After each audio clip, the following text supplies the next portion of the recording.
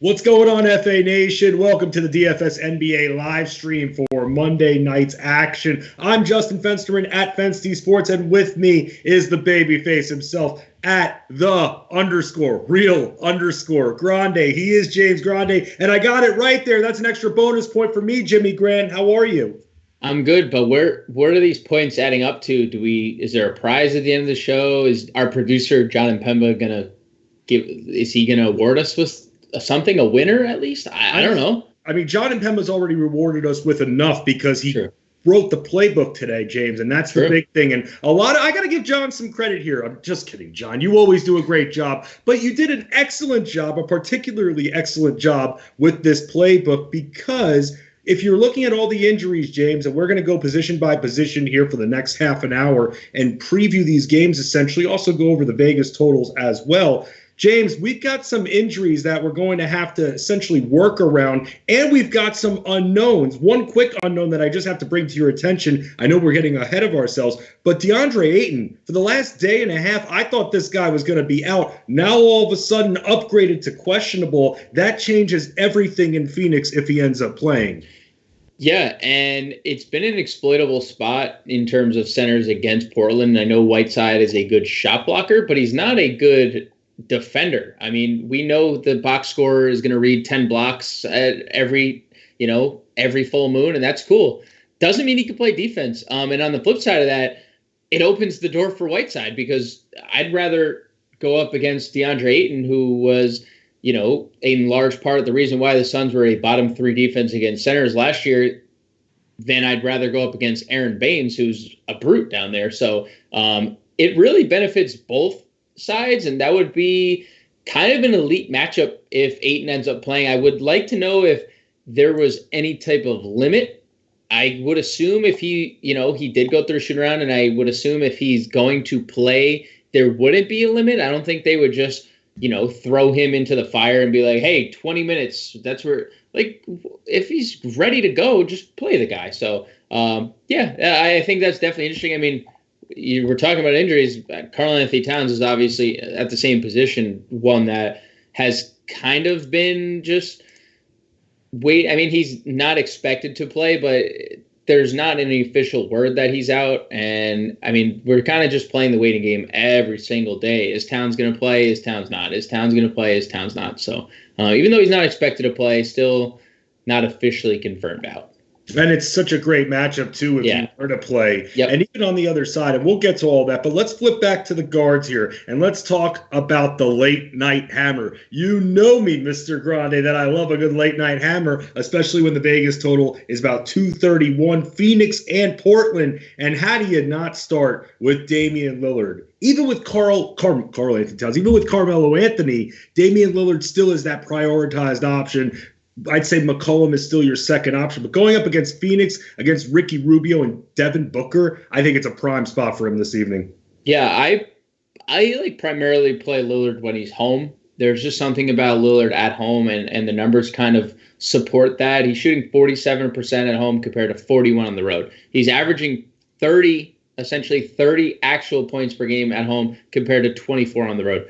What is the reason? Who knows? But he's always been this way. He's always been better at home. And again, he gets the matchup here at home against a bad defense and a really nice paced game, the highest total on the board.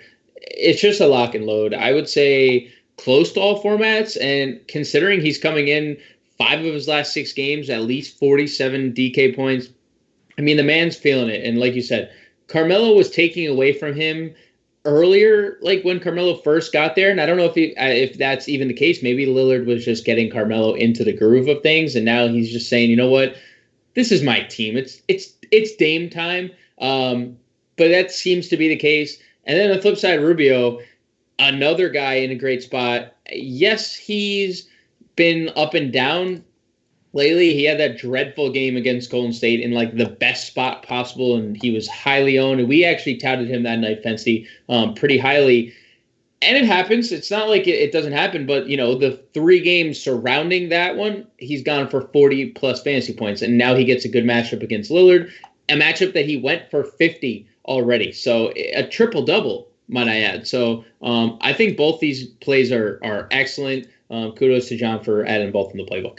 Right, and kudos to John for adding another guy in this playbook at the point guard spot, and that's Spencer Dinwiddie. I was talking to our own Adam Ronis about what would it take for us not to spend on Spencer Dinwiddie with Kyrie Irving out of the lineup. The guy still can't take contact. We don't know when we'll see him again. Dinwiddie, clearly the number one option. Karis LeVert is still out. We keep waiting on Karis LeVert to come back, and he keeps getting ruled out of games, ruled out tonight. Spencer Dinwiddie all aboard the Dinwiddie train. I love attacking Minnesota guards. It's just too easy. Attacking Minnesota as a whole is very, very simple, but attacking their guards is especially easy, and Spencer Dinwiddie in an amazing spot. He'll be in a lot of my lineups. Yeah, I mean, to your point, Minnesota's allowed the 9th most fantasy points to the point guard position over the last month. So right on par with what you're saying.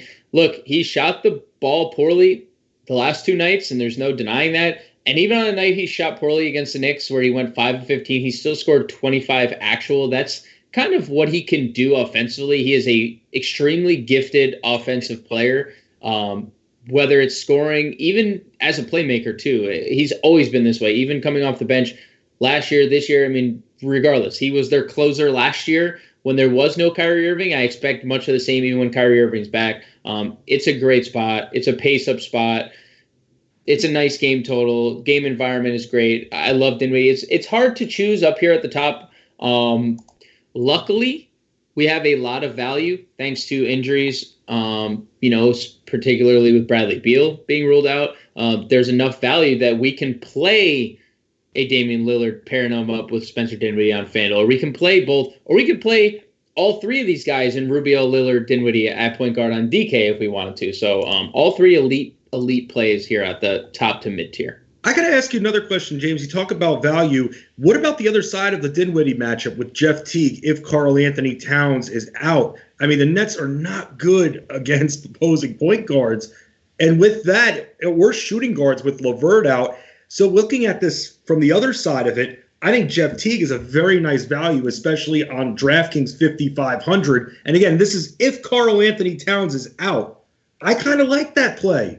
Yeah, I do too. I'm just curious as to why, first off, Shabazz Napier still started over him. And that was very curious to me because there was no Wiggins and there was no Towns. And we're still getting Teague coming off the bench.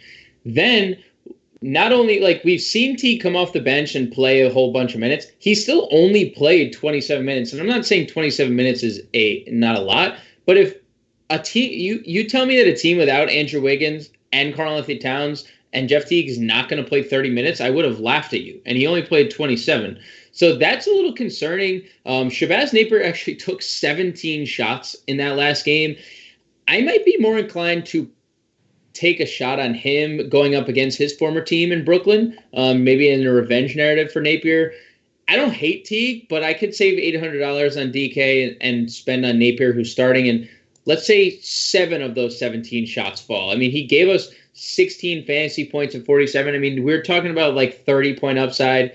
Napier's given us a 30-point game recently against Portland when he played 30 minutes. So I'd lean Napier slightly, but I get the Teague appeal. I just want 30 minutes. There's no reason he shouldn't be playing 30 minutes. No, you make a very good point, James. And I don't think Minnesota knows what they're doing in that regard. Especially, you're right, when you have your first 2 options out, then you expect Teague to get more action there. And it's right. It's confusing. I think still this is a pretty good matchup if you're looking for value, but I understand the concerns there. Any other value point guards that you like tonight, James? Yeah, I mean, John brings up 2. Tomas Satoransky has been great. He got off to a very, very slow start. There's no denying that. But he's cooking right now. He's averaged 36 fantasy points over his last 3. I mean, if you want to just keep going, 35 or more in 6 straight games.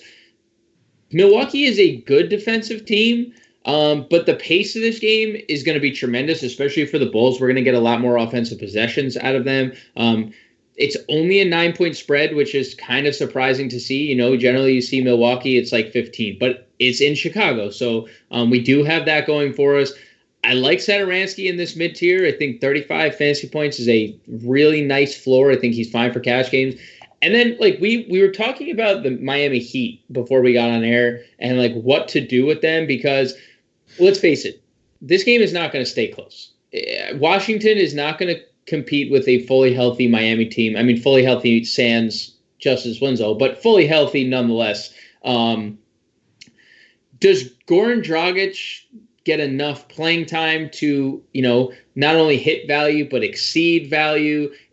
Are they going to turn to Kendrick Nunn like the last time they did in a blowout? Does Tyler Hero close out the game at point guard or something like that? So I think Dragic is interesting. The price tag is just super low for a guy who's been extremely productive playing over 30 minutes, unlike someone like Jeff Teague.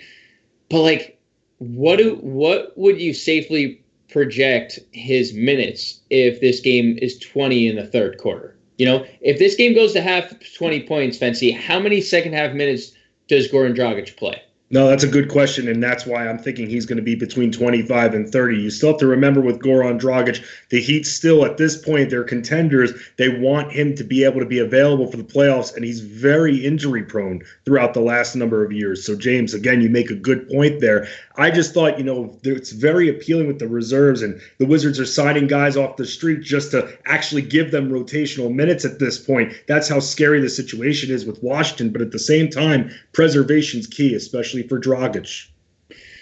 I just want to say on the flip side of that game quickly, Isiah Thomas, 36% usage rate, 1.6 fantasy points per minute without Beal. He went for 20 actual last game in a competitive game against the Knicks. If you want to go there, I doubt he's on the floor in a blowout, but if you want to go there, he's probably their best chance, at least scoring the basketball, of possibly staying competitive.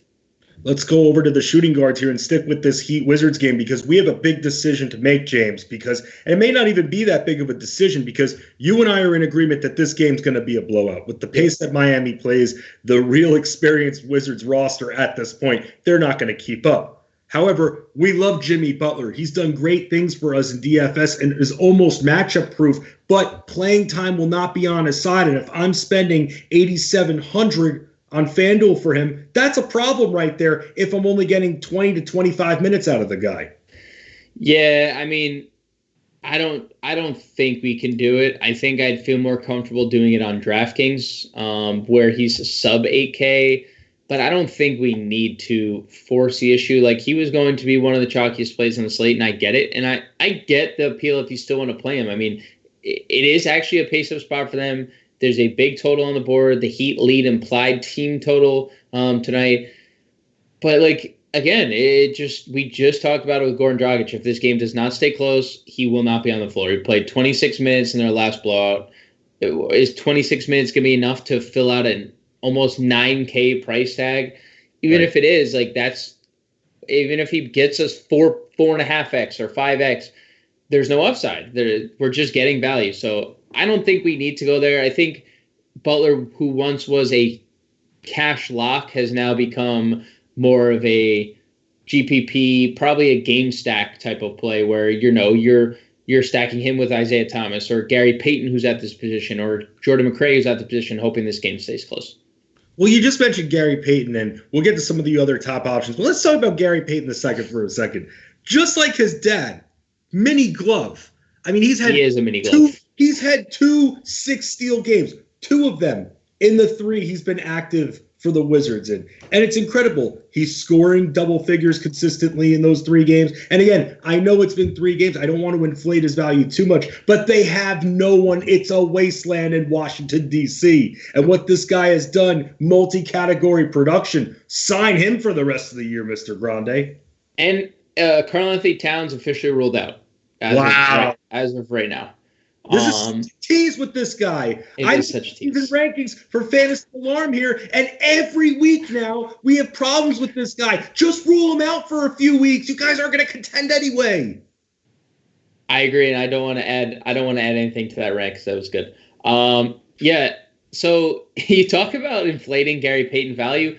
FanDuel has not done such a thing because usually we see a guy who amasses 4 or 5 steals, and suddenly they're like, $2,000 price bump, $2,000. Well, Gary Payton's still $5,300 on FanDuel. It's pretty much a lock and load because, look, he's going to start, and he still played 30 minutes in the game, what's the reason he doesn't play 30 minutes in a blowout either? Like, they're trying to decide if they want to keep the guy. They just came out and said, oh, well, he's playing well enough, maybe we should keep him. Well, the way you're going to do that is having him on the floor. So I think Gary Payton is an elite play in all formats tonight. I would venture to say Jordan Mccray is right there with him as an elite play. We saw in that first game, their last game without Beal, Mccray played 30 minutes. He saw his minutes limit boosted up to 30, and he scored 20 actual points. They're going to need scoring. It's another guy that is probably not going to get taken off the floor in a blowout. So I think an interesting strategy on FanDuel, like if you don't want to spend up anywhere, which, we'll talk about guys that are higher priced, but if you don't want any of those guys, you could just play Mccray and Payton at shooting guard, and that's perfectly fine. They're not going to take away from one another. Payton is a good defender, good rebounder. McCray's a scorer. So they do different things, and they can both get you 6-7x at their respective price tags.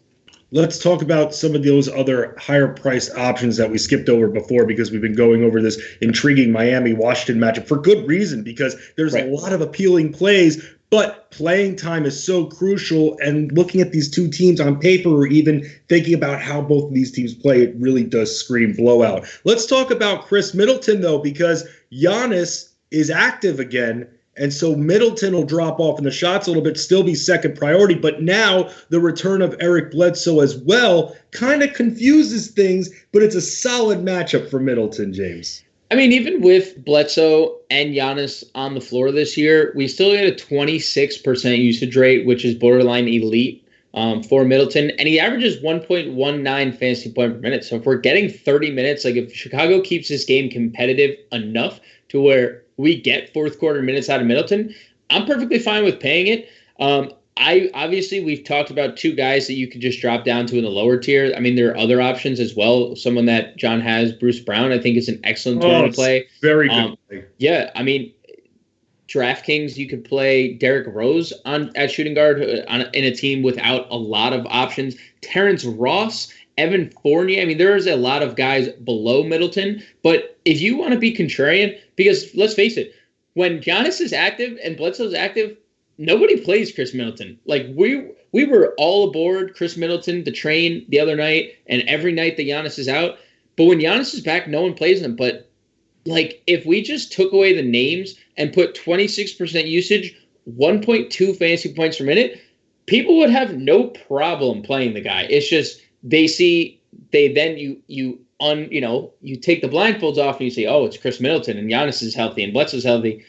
You don't think about playing him, but I mean, there's 45, 50 point upside here. So yeah, I'm perfectly fine with Middleton. Yep, 7,600 on FanDuel, 8,100 on DraftKings. Let's talk about Devin Booker, who John also added in the playbook. I think it's a great play. I think, James, sometimes people get confused that just because Damian Lillard and CJ McCollum handle about 80% of the Blazers' offensive burden, there's still people forget they're very suspect on defense, both of them. And with that, Devin Booker, I mean, he's over the arm injury, and I still want to see what the deal is with Deandre Aiden. But even if he plays, and I don't know what restrictions he'll have, Devin Booker's still your prioritized option, and he'll get plenty of shots in this offense tonight. Yeah, I mean, 47 shots. Look, we saw DeAndre Aiden and Devin Booker play a full season together, and we were never concerned about shot attempts then. I don't think we should necessarily be worried about shot attempts here either. I mean, like you said, there's a priority in the offense. It's Devin Booker. If they need a post up, they'll go to Ayton, but that's not going to necessarily take away from Devin Booker. And like you said, we've been attacking Portland guards for quite a while now. And if Booker gets into the lane, sure, he has to deal with Hassan Whiteside, but he could run into Carmelo help defense too, which is obviously a bonus. So I think Devin Booker is an elite tournament play. I still think 7,500 is too cheap considering we've seen 34 and 32 actual points the last two games. I mean, if we get a few more peripheral stats than we did in that Golden State game and maybe less than 8 turnovers, we could be looking at back-to-back 50 burgers. So I think Devin Booker, an elite tournament play. I'd probably put him slightly ahead of Chris Middleton in terms of priority. I agree, especially taking price point into consideration as well. You can save the extra 500 if you're concerned about the Giannis impact. But James and I both just discussed here on the live stream here on fantasyalarm.com that it doesn't matter if he's in. Others, especially in tournament, may be off of Chris Middleton, but that's your way of being contrarian. That's your way of getting involved and making a difference in your lineup with a good established number 2 option.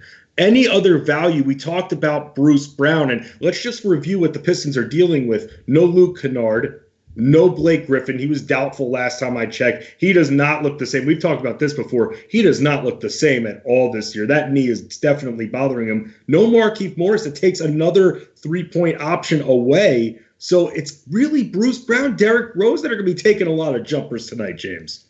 Yeah, I think Bruce Brown is perfectly fine. I think a lot of people are going to obviously steer the Washington route. I think a lot of people are going to play Terrence Ross.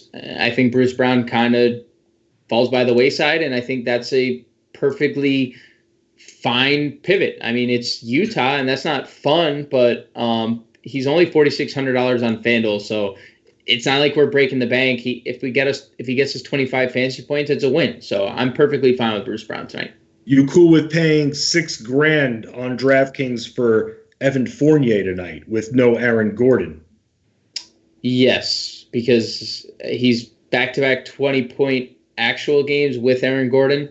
And yes, Vucevic is back, but it's Atlanta. And you could we could talk about this for as long as we do this live stream, but you could just literally play you and I and John and round up Howard and Jim, and we could get some buckets against Atlanta. Wow, that's production. I wonder what our value on these sites would be. Who do you think it benefits more, though, when Gordon is out? Because we've seen Gordon play more at the arc in recent years. He has that slashing ability. But who does it impact more positively, in your opinion, James? Fournier or Jonathan Isaac?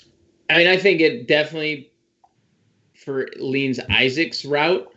And I think the ownership will definitely be clear on that. I also think it benefits Vucevic as well. I think Aaron Gordon is someone who does spend a lot of time on the perimeter, but he's a good rebounder.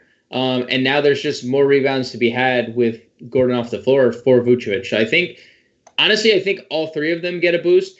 And the fact that they're playing Atlanta just is like a double boost. Like there's a boost on top of the boost for the fact that Gordon's not there and the fact that they're playing Atlanta.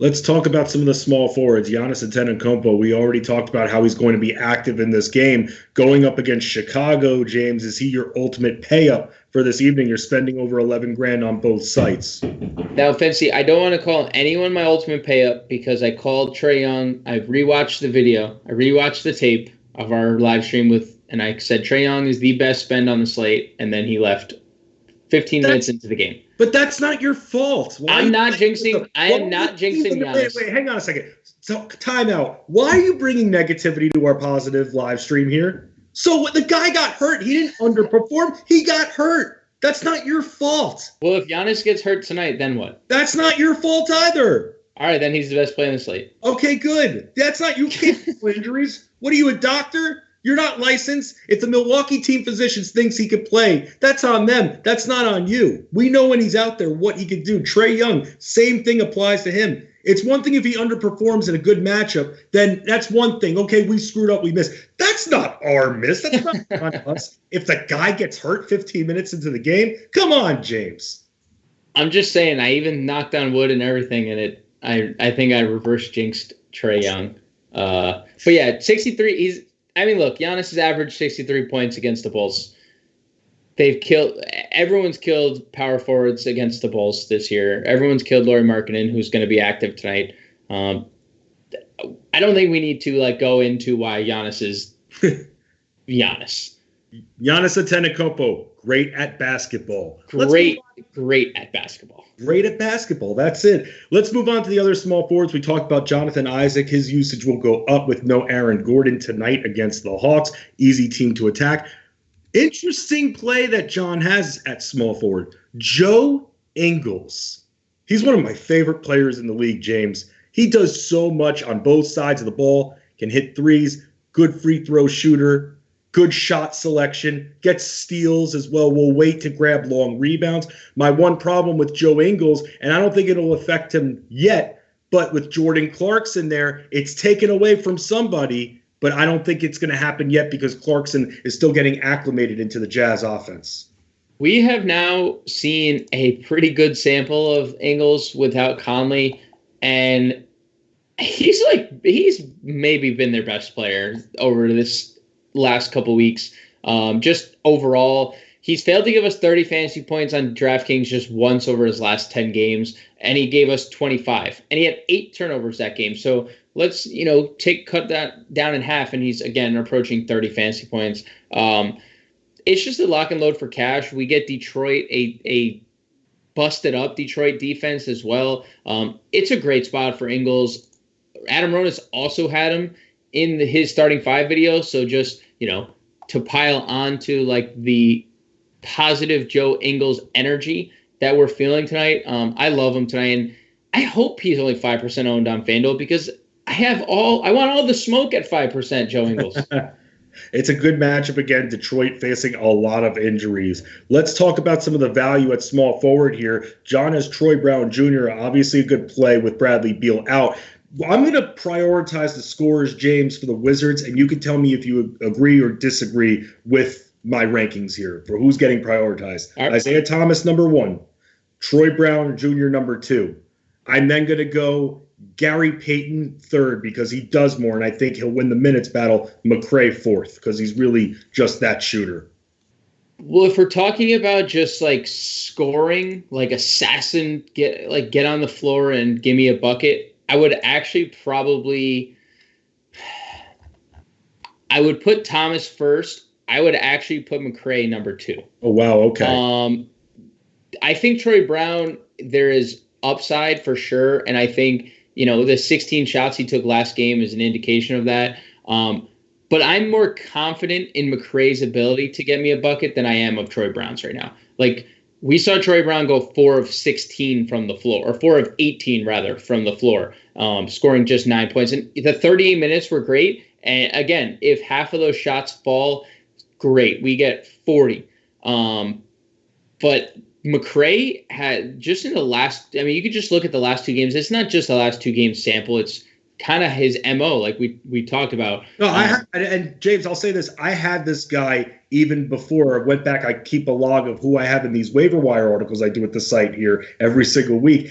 And he's been in my waiver wire article before, back 3 weeks ago. So we've seen him do this before. Right. This isn't like a Gary Payton II situation where it's just happening. We've seen the proof earlier this year already with Mccray. Right. So that's probably why I would lean Mccray slightly over Brown and Payton.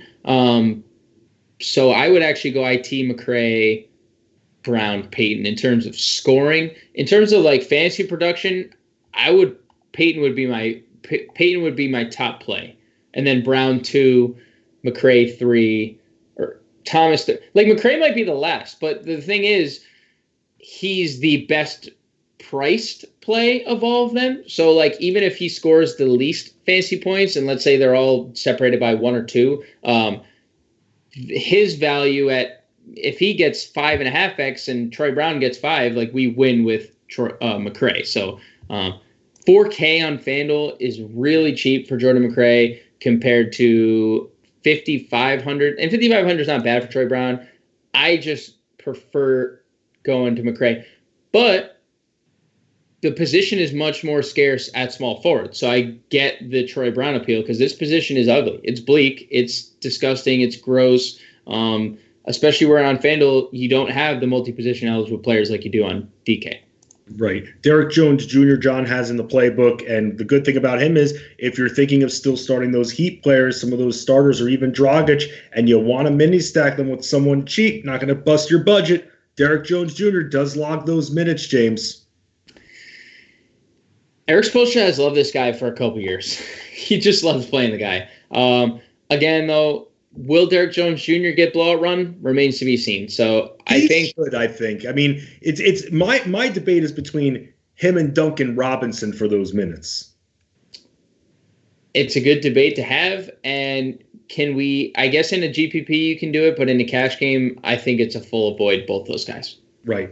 No, I'm with you there. What about, here we go with Bam Adebayo, maybe someone who doesn't need a lot of minutes in this type of matchup. Let's talk about, once again, why this matchup is so important from the Wizards. No Davis Bertans, no Mo Wagner, no Thomas Bryant. I mean, they don't, and no Rui Hachimura. They're missing pretty much all of their big men. And Adebayo, who qualifies as a power forward, we went off about that on our last live stream, very, very expensive on FanDuel. I'm not paying that price point. DraftKings at 7,600, still a bit intriguing. But again, this is a guy that can only play 20 to 23 minutes if the Heat are up by 20 this entire game. I'm still going there on DK at 7,600. I am. Look, he could give us 50 in 23 minutes. Washington is the worst rebounding team in basketball. They're the worst defensive team in basketball. At 7,600, I mean, we're talking about a guy. He was 8,100 against Philly. He was 8,900 hit value against Indiana. He was 8,700 against Utah, 55 fantasy points, 8,900 against the Knicks. Now we're getting him at 7,600. That's just a misprice if I've ever seen one. You're right about 9,100, but another weak position. So I could see myself playing him in a tournament only on FanDuel. On DraftKings, though, 7,600, I'm pushing the lock button. I don't care. He's just too cheap. He doesn't, and also I'll tell you this about Bam, for those that haven't watched the Heat, he'll bring up the ball at times too. Yep. They'll let him drive coast to coast. They don't care. Spo loves him. They sent Hassan Whiteside packing for this reason alone. They love him, and he's been one of the biggest breakout players of the season. I'll say that. Someone else, though, that I feel like you have to have in every single one of your lineups, even though it's not the easiest matchup. Jonathan Isaac, Nikola Vucevic, they're no slouches when it comes to defense in the lane. But John Collins without Trae Young. I mean, how do you not put this guy in the lineup? By far the number one option. No Jabari Parker in this game. At this point, who else can you rely on for scoring from this team? I mean, you can't. And it kind of shows you that even in blowouts too, like if this game does happen to get out of hand, which, maybe it doesn't, because Orlando is not like a team that blows people out of the water. But he played 33 minutes and took 26 shots in a game they lost by 25. Or 40. Sorry, 25 is a little low. I don't know, man. 8,700 doesn't feel too expensive, even in a tough matchup. I know Isaac is a freak, and Vucevic is a brute down low. 8,300, again, it's a bad position. I'm perfectly fine with Collins.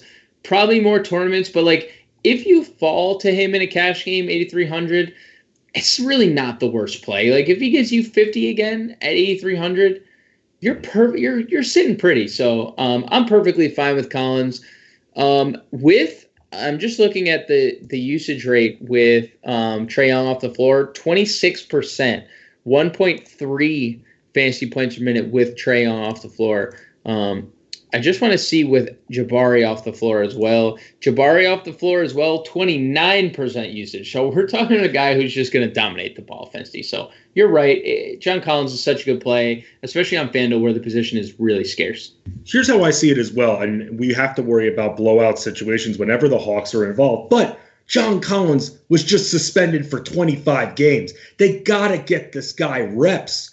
When Trae Young comes back, less will be asked of him because of how much Trae Young does. But this is the time for Collins to get his reps, especially in a matchup like this, going up against a tougher Orlando front court. He needs all the reps he can from the games he missed. So I still think that the floor is safe with him for those reasons. Let's talk about some of the value power forwards, James, because John has in his playbook someone who I really love, going all the way down, 4,100 on FanDuel, 3,800 on DraftKings, Christian Wood. Another guy just in a golden opportunity. We talked about this before. Just because Rudy Gobert averages a double-double and blocks a ton of shots, that does not translate to him being a dominant defensive center. Remember these awards that they get from last year outside of most improved, it's all about stat packing. That's what it is. If you look at the intangibles, you could get by Gobert, and if Wood is seeing a lot with the second unit and playing on the perimeter, I think he's going to get a lot of shots up in this game. He's a fantasy point per minute monster. He's just a monster when he gets on the floor. So even if he were to get 22 minutes, like if we were to project him somewhere from 22 to 25, I mean, he could give us 35 fantasy points. And at his price tag, it's a smash spot. You could see by the ownership, he's not going unnoticed. He's going to be probably the highest owned player on the slate, and for good reason. You just lock and load Christian Wood, all formats, and you just move on. Right. Other value options you can look at. Robert Covington. Not a huge fan of this guy because I know he doesn't play to his full potential. He has that post game, and it should translate into more 2-pointers and also rebounds, but he's held at the arc a lot. Even when Towns is on the floor, Towns won't be in this game, so now they're going to need that 3-point shooting. And once again, Covington, it's a good matchup by the numbers because Brooklyn's forwards, that's another spot you can attack them, James, but Covington never really excites me because of how much he just plays at the arc. However, because it's against Brooklyn, I don't hate it tonight. I mean, I don't disagree, but if you use the last 2 games as kind of a sample especially without Andrew Wiggins, I mean, they're missing a ton of guys. Graham is out as well. Wiggins is out. So like a lot of their forward slashing smaller lineup guys are out. Covington's going to play 35 plus minutes. And we know he's very, very good at peripheral stats defensively. He's a very good defender. He's good in the passing lanes. And he's contributed 7 and 8 rebounds the last 2 games without Towns and Wiggins. I think it's kind of close to a lock and load at 5,100 on FanDuel.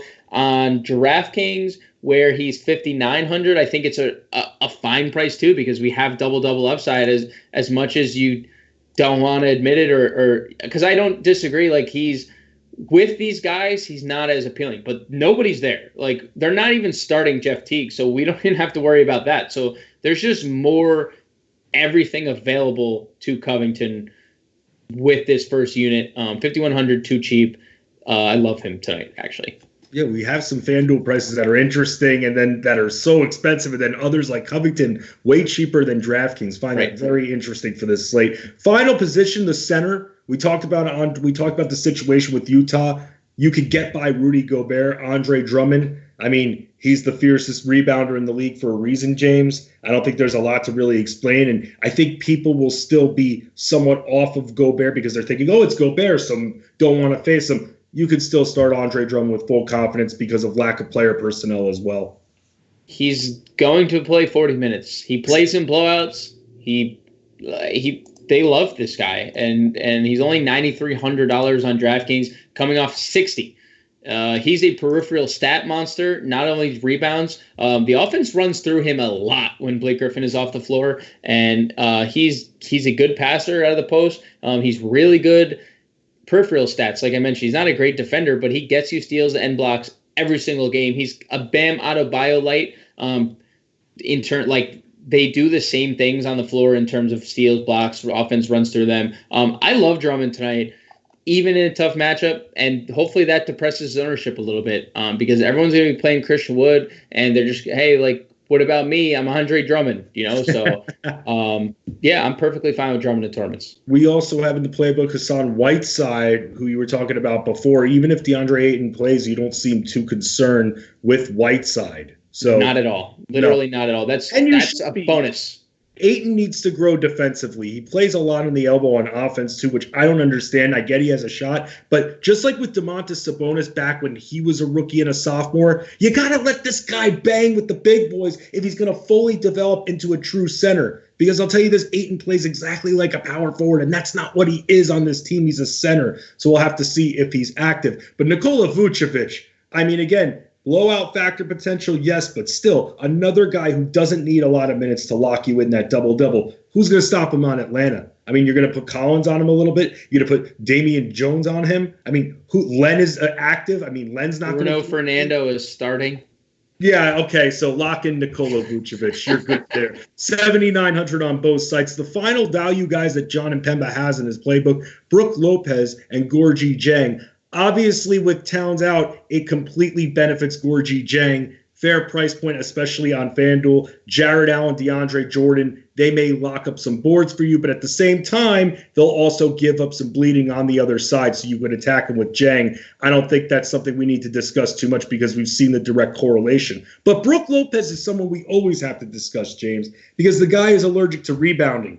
If you're cool with your center getting 4 to 5 rebounds, that's fine. But Brook Lopez, as we know, phenomenal shooter, especially from the outside, and also will block shots.